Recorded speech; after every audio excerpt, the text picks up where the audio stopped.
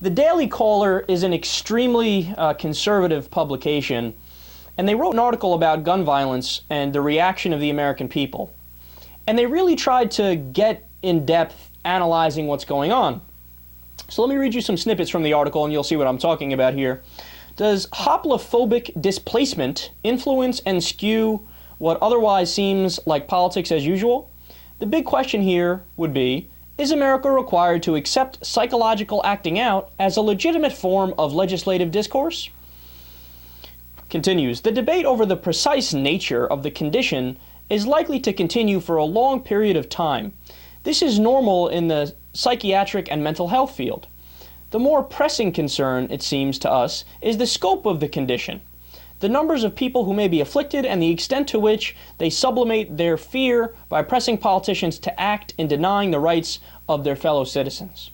So like you heard in that first paragraph there, they're talking about something called hoplophobia. Now, you guys know when we're younger, we all joke around, and we know there's legitimate types of phobias out there. There's arachnophobia is the one that always pops in my mind. I don't know why. What is that, fear of bugs, I think it is? Or I don't even know specifically, so don't quote me on that. There's all different types of phobias that are real, legitimate psychological problems that we talk about at length, and we even joke around as kids, like, what would it be called to have a fear of, like, chairs, bro? I don't know, what's the name?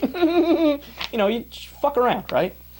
Well, this article that they wrote, it's a very intellectual article talking about the psychological problems going on with people in terms of the gun debate and how our fears are not really justified, et cetera, et cetera.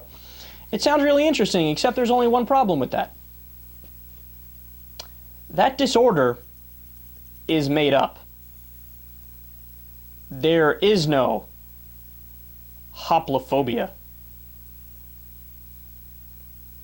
How do we know this? Well, some smart people decided after they read the article, geez, this sounds really in-depth, but let's take a look. They broke out their trusty American Psychiatric Association book, which is only where you get the definitions of what is and is not a disease, right? It gets updated with time. It's all backed up by the relevant fields, the experts in the fields. And they looked and said, oh, wow, that doesn't exist.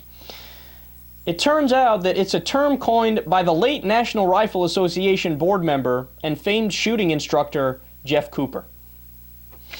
They took it from the NRA. God, that is awesome, man. No, I can't tell you how much I love this story because it's so emblematic of the Republican movement, right? Because to somebody who doesn't follow politics at all, they might read, oh, Daily Caller, that sounds like a good publication, very high-minded, right? And they might read the article and think, oh, man, what a great article, it sounds like very intellectual with all these different words and a psychological disorder, yada, yada, yada. It's all a facade, man. It's all a facade. You know what you do when you can't win an argument based on the actual merits of your argument? You revert to tactics like this. You make something up.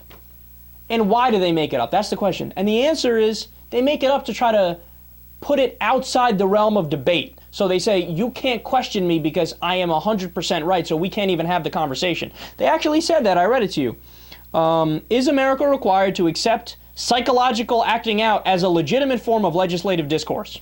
In other words, if anybody who's in favor of gun control, well, they're off in the head. Look, there's even a word to describe it.